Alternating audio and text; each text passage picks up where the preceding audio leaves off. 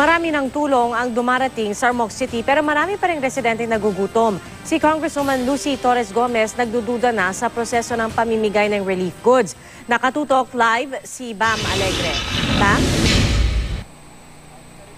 Pia, narito tayo sa Camp Dones kung saan katatapos lamang ng airdropping bilang bahagi ng relief operation sa Ormoc City. Hanggang ngayon, kailangan pa rin ng mga taga rito ang relief goods. Narito ang ulat. Dumagsa ang iba't ibang tulong para sa mga nasalanta, lalo na sa pier ng Ormoc. Pero hanggang ngayon, may mga residenteng dumadaing ng gutom.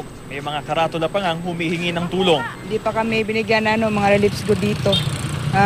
Nagugutom na yung mga tao dito.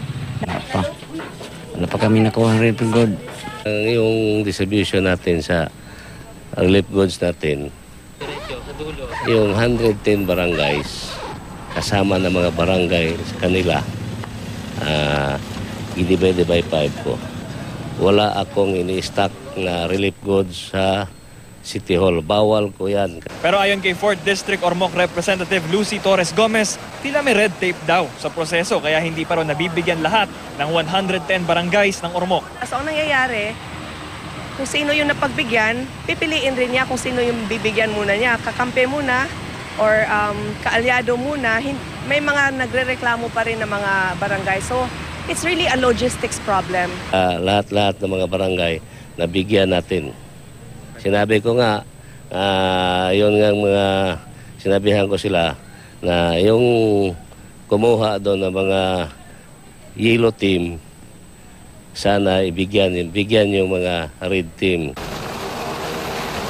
16 na barangay pa sa buong Ormoc ang nahihirapang pang maabot hanggang sa mga panahong ito. Kaya kailangan pa gumamit ng helicopter para lang ma-airdrop yung mga pangangailangan ng mga residente rito. Ayon sa US Navy at ating militar, sa airdropping, mas mabilis na naihahatid ang relief goods sa halip na ipadala gamit ang mga barko o mga truck.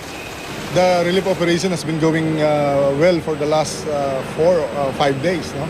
And we are making sure that aid gets to barangays that are not receiving any aid due to their location.